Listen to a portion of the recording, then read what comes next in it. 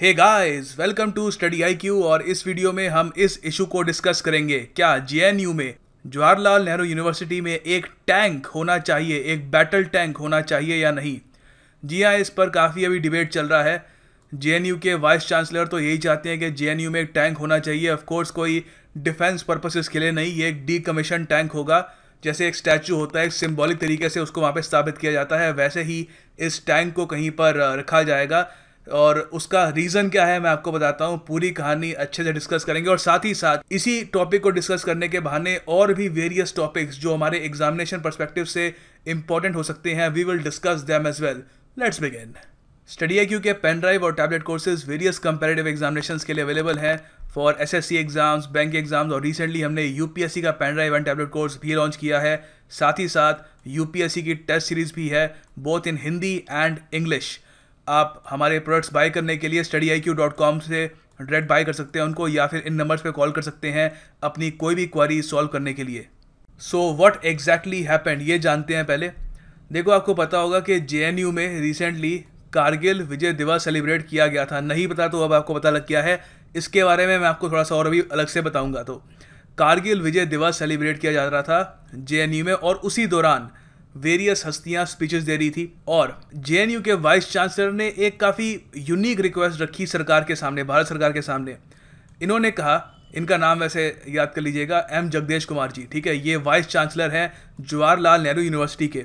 तो इन्होंने एक रिक्वेस्ट रखी, it's an important day for us to remember the sacrifices made by man in the defence forces to keep the safety and security of this country. तो पहली बात तो ये कारगिल विजय दिवस के बारे में बात कर रहे हैं। फिर उन्होंने यहाँ पर उन्होंने ये कहा है कि we would like to request VK Singh and also Pradhan ji, Dharmendra Pradhan ji की बात की जा रही है यहाँ पे, to help us procure an army tank so that we can put it in a prominent place in JNU.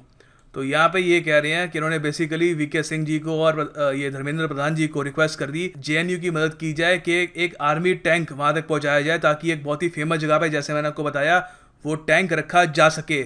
उसका रीज़न क्या है? The presence of the army tank will constantly remind thousands of students who pass through this university about the great sacrifices and valor of the Indian Army। तो basically Indian army ने देश के लिए कितना बलिदान दिया है उसका लोगों को एहसास हो, इसीलिए एक टैंक जेएनयू में लगाना चाहिए। ये थी रिक्वेस्ट एम जगदेश कुमार जी की। अब जैसे ही उन्होंने ये रिक्वेस्ट करी, एक डिबेट सा छिड़ गया। जेएनयू में आपको पता है वामपंथी दल बहुत ज़्यादा मजबूत हैं, वहाँ पर एनएसयूआई भी है। तो उन्होंने भी इस बयान को क्रिटिसाइज़ किया, और उसके अलावा वेरियस और पॉलिटिशियन जो है कांग्रेस के, उन्होंने भी क्रिटिसाइज़ किया कि आखिर यूनिवर्सिटी में टैंक क्यों रखोगे आप अगर ये लोगों को बताना चाहते हो कि इंडियन आर्मी ने सेक्रीफाइसेस दिए हैं, तो उसका और एक तरीका भी होता है, किताब इस पर लिखो या कुछ इस पर एक पूरा वीक इस पर डेडिकेट करो। टैंक रखने से क्या मतलब है? तो यहाँ पर एक डिबेट छिड़ जाता है। तो हम इसी पर आगे बात करेंगे कि क्या इसको हम जस्टिफाई कर सकते हैं।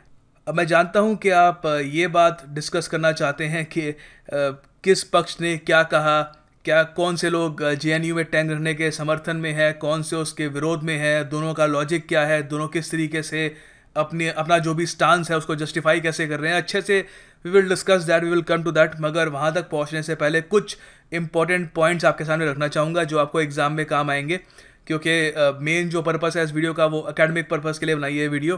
पहली बात, कारगिल विजय दिवस, जिस दिन वो स्पीच दिया था जेएनयू के वाइस चांसलर जी ने, जिसकी वजह से ये सारा डिबेट शुरू हो गया और मैं ये वीडियो बना रहा हूँ। कारगिल विजय दिवस हम मनाते हैं जुलाई 26 को। ये डेट आपको हमेशा याद आनी चाहिए, किसी भी एग्जाम में क्वेश्चन बन के आ सकता है। कारगिल विजय दिवस हम दो रीजंस की वजह से सेलिब्रेट करते हैं। पहला तो ये है to mark the success of operation Vijay, ठीक है, और दूसरा to remember the supreme sacrifice of our brave soldiers. हमारे ब्रेव सोल्जर्स का जो अल्टीमेट सेक्रीफाइस आप दे सकते हो अपनी कंट्री के लिए, वो आप जान ही होता है। तो जिन लोगों ने अपनी जान दे दी देश के लिए, उनको रिमेंबर करने के लिए हम कारगिल दिवस मनाते हैं। तो अब यहाँ पर देखते हैं कि पेट्रोलियम मिनिस्टर धर्मेंद्र प्रधान जी ने जेएनयू में कारगिल विजय दिवस के दिन क्या कहा। सबसे पहले इन्होंने कहा कि दुनिया के किसी भी और देश में आर्मी को इतना अंडरमाइन नहीं किया जाता जिस तरीके से कुछ लोग इंडिया में करते हैं या उन्होंने किया था। तो ऑफ कोर्स यहाँ पर जेएनयू में आपको याद होगा कुछ एक साल पहले वहाँ पर एक बहुत ही इनफेमस इंसिडेंट हुआ था जहाँ पे आरोप लगाया गया था कि कुछ स्टूडेंट्स ने वहाँ पर एंटी इंडिया नारे लगाए थे और उसकी वजह से काफ़ी कंट्रोवर्सी भी हुई थी, काफ़ी सारे लोगों ने उसकी निंदा भी करी थी। तो उसी इंसिडेंट के बारे में यहाँ पे बात की जा रही है कि जिस तरीके से वहाँ पर नारे लगे थे इंडिया के खिलाफ, इंडियन आर्मी के खिलाफ, तो वैसा आप दुनिया के किसी और देश में शायद ही देखोगे जिस तरीके से इंडिया में हुआ था। फिर आगे ये इंपॉर्टेंट बयान ये है, JNU is always making headlines. तो यहाँ पे कह रहे हैं कि JNU हमेशा सुर्खियों में रहता है, ऑफकोर्स नेगेटिव रीजंस की वजह से रहता है, ये यहाँ पर मतलब है। But I am happy that under the current vice chancellor, ये अभी धर्मेंद्र प्रधान जी कह रहे हैं कि मैं खुश हूँ कि अभी जो करंट वाइस चांसलर है उनके अंडर यूनिवर्सिटी ने वॉल ऑफ हीरोज़ बनाई है। अब बताऊंगा ये वॉल ऑफ हीरोज़ क्या होता है। एंड ऑर्गेनाइज दिस तिरंगा मार्च, और हाँ, कारगिल दिवस वाले दिन एक बहुत बड़ा तिरंगा मार्च भी हुआ था जब पूरे JNU में लोग तिरंगा हाथ में लेकर उन्होंने मार्च किया था और भारत माता की जय के नारे भी लगाए थे। अब हमारे लिए ये जानना ज़रूरी है कि वॉल ऑफ हीरोज़ क्या है, जिसके बारे में धर्मेंद्र प्रधान जी ने बात करी थी। अब देखो 2014 से जब से NDA सरकार पावर में आई है तो पेट्रियोटिज्म लोगों में जगाने का बहुत प्रयास किया है सरकार ने कि लोगों के अंदर देशभक्ति की एक भावना होनी चाहिए। उसी में एक और प्रयास है विद्या वीरता अभियान। बेसिकली इसमें किया क्या जाएगा, देखिए अगर मैं आपसे पूछूं कि आपको कोई भी परमवीर चक्र विजेता कोई सोल्जर है उसका आपको नाम याद है तो शायद ही आपको नाम याद होगा, और ये काफ़ी अनफॉर्चुनेट है। तो इसी बात को बदलने के लिए भारत सरकार ने एक इनिशिएटिव लिया। ये वैसे इनिशिएटिव था, ये लॉन्च किया था minister of human resource and development Prakash Javadekar ji ने। इस इनिशिएटिव के अंडर इंडिया में जो भी एजुकेशनल इंस्टीट्यूशंस हैं और यूनिवर्सिटीज़ हैं उनको एनकरेज किया जाएगा कि वो एक वॉल पूरी कमेमोरेट करे परमवीर चक्र अवॉर्डीज़ के लिए, कि जो भी सोल्जर हैं जिसको परमवीर चक्र मिला है वहाँ पर उनकी फ़ोटो होनी चाहिए और सम्मान से उनका नाम नीचे लिखा होना चाहिए, ताकि वहाँ पे स्टूडेंट्स देख सके कि वो लोग कौन है जिन्होंने देश के लिए इतना बड़ा बलिदान दिया। तो ऐसी ही एक वॉल ऑफ हीरोज़ अब JNU में भी लगा दी गई है वाइस चांसलर जी द्वारा। तो इसी की प्रशंसा कर रहे थे धर्मेंद्र प्रधान जी। ठीक है, अब ये कनेक्ट करने में आपको ये आसानी होगी। वैसे मैं आपको रैंडमली बता देता तो आपको याद ना रहता।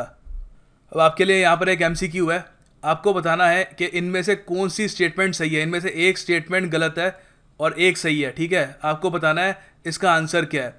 इसका आंसर मैं इस वीडियो के एंड में आपको दे दूंगा। ठीक है, अब देखो वॉल ऑफ हीरोज़ का ज़्यादा किसी ने क्रिटिसिज्म किया नहीं। जो फार लेफ्ट के लोग हैं उन्होंने थोड़ा बहुत बोला कि क्या ज़रूरत है करने की। खैर, ज़्यादातर पॉलिटिकल पार्टीज़ ने इस इनिशिएटिव का क्रिटिसिज्म बिल्कुल भी नहीं किया। मगर जब बात आती है टैंक की, वहाँ पर क्रिटिसिज्म बहुत ज़्यादा तेज़ हो जाता है, बहुत ज़्यादा तीखा हो जाता है कि एक यूनिवर्सिटी में जब आप टैंक रखते हैं, देखिए जो आर्ग्यूमेंट है वामपंथी दलों की या फिर कांग्रेस की भी, वो ये है कि एक यूनिवर्सिटी में लोग पढ़ने जाते हैं, वहाँ पर ऐसा माहौल ना बनाइए, वहाँ पे आप एक टैंक रख दें ताकि लोगों के अंदर देशभक्ति की भावना जागे।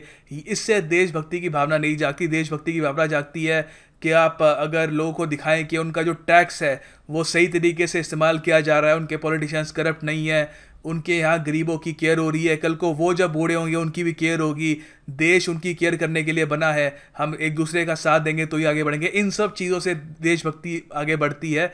हम एक टैंक एक यूनिवर्सिटी में लगा देंगे तो उससे ज़्यादा कुछ होगा नहीं।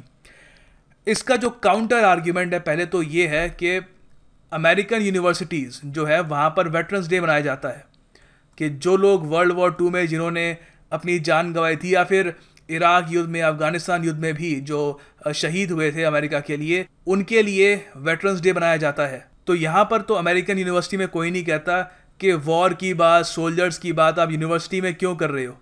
ठीक है, पहला तो एक ही आर्ग्यूमेंट है। इसके अलावा एक और आर्ग्यूमेंट भी है। फिर ऑफ कोर्स ब्रिटेन में भी ऐसा ही है, ब्रिटिश यूनिवर्सिटीज़ में भी आप देखोगे रिमेंबरेंस डे सेलिब्रेट किया जाता है, जो काफ़ी इंपॉर्टेंट है। वहाँ पर अपने जो फॉलन सोल्जर्स हैं जिन्होंने अल्टीमेट सेक्रीफाइस दिया अपने देश के लिए, उनको याद किया जाता है। तो पहली बात तो दुनिया भर की यूनिवर्सिटीज़ में अगर कोई सोल्जर है, उसने बलिदान दिया अपने देश के लिए, उसको ऑब्जर्व किया जाता है, रिस्पेक्ट दी जाती है उसको। स्टूडेंट्स उससे सीखते हैं, उससे प्रेरणा लेते हैं कि किस तरीके से वो भी आगे जाकर अपने देश की सेवा कर पाएंगे। तो ये कोई निराला कोई कॉन्सेप्ट नहीं है कि नई सरकार आ गई है 2014 में उन्होंने ये इनिशिएटिव शुरू कर दिया है। पहला तो ये है। दूसरा आर्ग्यूमेंट एक ये भी हो सकता है कि जामिया मिलिया इस्लामिया में ऑलरेडी एक MiG-21 फाइटर एयरक्राफ्ट प्लेस्ड है, तो इससे ये आर्ग्यूमेंट कम्प्लीटली डिमोलिश हो जाती है कि एक यूनिवर्सिटी सिर्फ पढ़ाई के लिए होती है, वहाँ पे आप कोई टैंक या फाइटर एयरक्राफ्ट या कुछ और मिलिट्री से रिलेटेड चीज़ अगर आप वहाँ पे लगाते हो कुछ सिम्बलाइज करने के लिए किसी चीज़ को, तो उससे जो सैंक्टिटी है उस यूनिवर्सिटी की उस पर असर होता है। तो this pretty much demolishes it. But यहाँ पर मैं कतई ये नहीं कह रहा कि टैंक या एक फाइटर एयरक्राफ्ट लगाने से लोगों के अंदर पेट्रियाटिज्म जागता है। इसके ऊपर एक जॉर्ज ऑरवेल की बहुत ही सुंदर कोट है, उस पर ज़रा नज़र डालते हैं। जॉर्ज ऑरवेल एक बहुत ही बड़े ब्रिटिश राइटर थे। इनका जन्म बिहार में हुआ था। ऑफ कोर्स उस वक्त ब्रिटिश राज था, तो ब्रिटिश इंडिया में इनका जन्म हुआ था, मगर मॉडर्न जो बिहार है वहाँ पे इनका जन्म हुआ था। खैर, तो इनकी दो बहुत ही फेमस किताबें हैं। एक तो है 1984, जिनके बारे में आपको पता होना चाहिए, किसी भी एग्ज़ाम में पूछ सकते हैं। बहुत ही फेमस राइटर हैं, ये क्लासिक बुक्स हैं दोनों। और दूसरी है एनिमल फार्म। एनिमल फार्म सुनने में लग रहा होगा जानवरों का कोई फार्म वगैरह, ऐसा कुछ नहीं है, बहुत ही सीरियस किताब है। खैर, तो यहाँ पर इनकी एक बहुत ही फेमस कोट है ऑन पेट्रियाटिज्म, पढ़ते हैं। By patriotism I mean devotion to a particular place and a particular way of life which one believes to be the best in the world but has no wish to force upon other people। Patriotism से इनका मतलब है कि एक इंसान का एक ऐसा समर्पण एक पर्टिकुलर जगह पे जो उसका देश हो सकता है या कोई और उसकी स्टेट हो सकती है, and a particular way of life, कि जिस कंट्री से वो बिलोंग करता है वहाँ पे रहन सहन कैसा है, उसके प्रति पूरा एक समर्पण, और ये मानना कि उसका देश या उसका जो भी वे ऑफ लाइफ है दुनिया में सबसे बेहतरीन है, मगर वो किसी और पर ये फोर्स नहीं करना चाहता। वो किसी और पर ये नहीं चाहता कि ज़बरदस्ती वो उस जगह का हिस्सा बन जाए या वो उस कल्चर का हिस्सा बन जाए या उसके कल्चर को मिटाकर उसका जो कल्चर वो मानता है कि सबसे बेहतरीन है वो वहाँ पर प्लेस कर दिया जाए। तो ये पेट्रियाटिज्म है। ठीक है, आगे लिखा है कि patriotism is of its nature defensive. Patriotism एक आप देखोगे डिफेंसिव होता है कि कोई भी एक पेट्रियाटिक इंसान को कोई ये कह दे कि आपके देश में ये खराबी है। फॉर एग्जांपल कोई आपको फॉरेनर ये कह दे कि इंडिया में पॉवर्टी की प्रॉब्लम है, ओपन नोटिफिकेशन की प्रॉब्लम है, आप इमीडिएटली डिफेंसिव हो जाओगे। आप अपने देश के बारे में जो आपको चीज़ आप मानते हो कि बेस्ट है वो आप प्रेजेंट करोगे सामने। ठीक है, तो बोथ मिलिटरीली और कल्चरली एक डिफेंसिव चीज़ होती है पेट्रियाटिज्म। नेशनलिज्म काफ़ी डिफरेंट है। नेशनलिज्म को आप पावर से, सत्ता के डिज़ायर से दूर नहीं कर सकते, इनसेपरेबल है। हर एक नेशनलिस्ट का ये पर्पस होता है कि ज़्यादा से ज़्यादा पावर और प्रेस्टीज लाए, अपने लिए नहीं बल्कि एक ऐसे देश के लिए या एक ऐसे यूनिट के लिए जिसको वो एक तरीके से अपना हिस्सा मानता है या फिर खुद को उसमें ढाल चुका है। ठीक है, in which he has chosen to sink his own individuality. तो ये फ़र्क है नेशनलिज्म और पेट्रियाटिज्म में। अब जो यहाँ पे पूरी डिबेट हो रही है कि टैंक लगाओ या ना लगाओ, इसी बात पे हो रही है कि क्या ये पेट्रियाटिज्म पे फॉल करता है या फिर धीरे धीरे हम नेशनलिज्म की तरफ बढ़ रहे हैं, जहाँ पर हम अपने स्टूडेंट्स को भी ये बता रहे हैं कि मिलिटरीली हम सुपीरियर हैं, हमारे जवानों के प्रति हमारी पूरी लॉयल्टी होनी चाहिए। तो डिबेट बेसिकली ये है कि वेदर दिस इज़ नेशनलिज्म या पेट्रियाटिज्म। इस पर मैं आपका व्यू जानना चाहूँगा कि आप क्या सोचते हैं। हाँ, आपसे एक और क्वेश्चन है। जॉर्ज ऑरवेल के जैसे ही एक बहुत ही फेमस राइटर हैं जिन्होंने किताब लिखी थी ब्रेव न्यू वर्ल्ड, आप उन राइटर का नाम नीचे अगर लिख पाएँ तो बहुत बढ़िया होगा। अब यहाँ पर एक क्वेश्चन ये भी उठता है कि जो भी हमारी यूनिवर्सिटीज़ में बेसिकली हो रहा है, चाहे वो एक टैंक की राजनीति हो या फिर किसी और कोई मतलब कास्ट बेस्ड कोई पॉलिटिक्स हो या कुछ भी हो, क्या ये अच्छा है? यहाँ पर देखिए, नोबल लॉरिएट अमर्त्य सेन बहुत ही बड़े इकोनॉमिस्ट हैं। इन्होंने यहाँ पर ये कहा है कि इंडियन यूनिवर्सिटीज़ दुनिया की जो टॉप यूनिवर्सिटीज़ हैं वहाँ पर ज़्यादातर शुमार इसलिए नहीं होती। उसका इन्होंने यहाँ पे रीज़न दिया है, मैं आपके लिए पढ़ देता हूँ पहले इनकी statement. We need to think about why India does not rank among the top 200 universities in the world. हमको सोचना होगा कि टॉप 10 यूनिवर्सिटी जो है दुनिया में, उसमें इंडिया की पार्टिसिपेशन इतनी ज़रा कम क्यों है, आखिर हम इतने पीछे क्यों हैं। The difference between Indian universities and those in other countries is that they are autonomous and free from political policies and obstacles. तो यहाँ पर अमर्त्य सेन जी कह रहे हैं कि जो मेन डिफरेंस है इंडियन यूनिवर्सिटीज़ और फॉरेन यूनिवर्सिटीज़ में वो ये है कि वहाँ पर पॉलिटिक्स इतनी ज़्यादा वहाँ पे जड़ें नहीं पकड़ चुका। वहाँ पे ठीक है, अगर आपको मिलिटरीली कोई सपोर्ट करना है, अपने मतलब सोल्जर्स का सपोर्ट करना है या अपने सोल्जर्स का आप सपोर्ट करते हो, उस पर पॉलिटिक्स नहीं खेली जाती कि आप टाइमिंग देखकर कोई मूव चलो या फिर उसका आप विरोध करो कोई टाइमिंग देखकर। यहाँ पर इंडिया में हम ये देख पा रहे हैं कि पावर के लालच में, सत्ता के लालच में जो लार्जर नेशनल इंटरेस्ट है उसको काफ़ी बार पीछे रख दिया जाता है, जो आई थिंक बहुत सारे लोग यहाँ पर फील करते होंगे। तो आगे यहाँ पर लिखा हुआ है, खैर ये तो हो गया हमारा policy and obstacles. The mindset in this country needs to change. हमारे देश में माइंडसेट चेंज हमको करना होगा to bring excellence and freedom in the field of education. तो अगर हम चाहते हैं कि हमारी यूनिवर्सिटीज़ दुनिया की बेस्ट यूनिवर्सिटीज़ में शुमार हो, तो पहला काम हमको according to doctor Amrita Sen हमको ये करना होगा कि हमारे यूनिवर्सिटीज़ से पॉलिटिक्स निकालनी है। अब अगेन ये इतना एक कॉम्प्लेक्स प्रोसीजर होगा, क्योंकि अगेन आप अगर अब बात यहीं से शुरू होती है, क्योंकि अब जो वाइस चांसलर है जेएनयू के, वो चाहते हैं कि एक टैंक जेएनयू में आए। अब बाकी जो ग्रुप्स हैं एनएसयूआई और जो वामपंथी दल है वहाँ पर, वो मानते हैं कि ये खराब है। अब यहाँ पर ये कौन डिसाइड करेगा कि पॉलिटिक्स की शुरुआत किसने करी? अगेन ये आप आराम से आर्ग्यूमेंट दे सकते हो कि ठीक है टैंक है, टैंक लगाया जा रहा है वहाँ पर, उससे और बाकी यूनिवर्सिटीज़ में भी MiG-21 लगाया हुआ है, अलीगढ़ की यूनिवर्सिटी है वहाँ पे टैंक लगा हुआ है, और वेरियस और यूनिवर्सिटीज़ है इंडिया में जहाँ पर कुछ ना कुछ आपको एक मिलिट्री या नेवी या एयरफोर्स से रिलेटेड कोई ना कुछ आपको सिंबॉलिक चीज़ मिलेगी।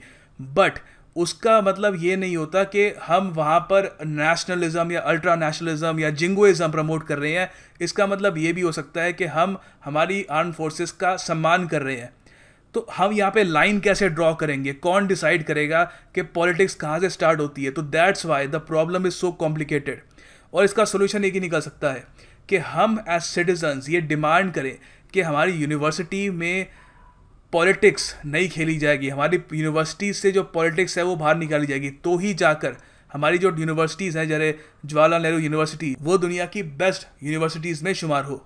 अब इस सब के अलावा एनडीए और जेएनयू का एक कनेक्शन भी है। ये मैं एनडीए जो अभी सरकार बना के बैठी है उसकी बात नहीं कर रहा, मैं नेशनल डिफेंस अकेडमी की बात कर रहा हूँ, जहाँ से हमारी आर्मी को ऑफिसर्स मिलते हैं, यहाँ से ट्रेनिंग मिलती है उनको।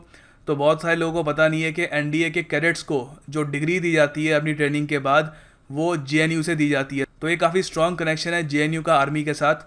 और ये जो एनडीए की वेबसाइट है वहाँ से मैंने ये आपके लिए एक स्टेटमेंट है वो भी दिखा रहा हूँ। All the cadets joining the NDA after the 10+2 examinations are trained in the academy for 3 years। और वो उनको, और जो भी उसके बाद ग्रेजुएशन में उनको डिग्री मिलती है वो जेएनयू में मिलती है, चाहे वो बीए बीएससी या जिसकी भी हो। तो यहाँ पर हमको एक और चीज़ दिखती है कि जेएनयू और आर्मी का एक कनेक्शन है। तो अगर हम उस कनेक्शन को रिस्पेक्ट देना चाहते हैं, तो क्या हमको वहाँ पर एक टैंक लगाना चाहिए या फिर हमको किसी और तरीके से इस दोनों एनडीए और जेएनयू का जो यूनियन है, दोनों का एक कॉपरेशन है, उसको हमको एक्नॉलेज करना चाहिए, उसको हमको रिस्पेक्ट देनी चाहिए? तो इसके बारे में मैं आज जानना चाहूँगा यहाँ पर कि सिंस हमें इस कनेक्शन के बारे में भी ये पता लग गया, तो क्या अब टैंक रखना जेएनयू में जस्टिफाइड है या नहीं है? तो अपने एमसीक्यू पे आते हैं। यहाँ पर आपको ये 2 स्टेटमेंट्स दी हुई हैं, आपको बताना है कौन सी सही है कौन सी गलत है। देखो पहली स्टेटमेंट जो है, the Paramvir Chakra is India's highest military decoration award awarded to officers और enlisted personnel from all branches of the Indian military. ये बिल्कुल सही है, ठीक है, कोई दिक्कत नहीं है यहाँ पर।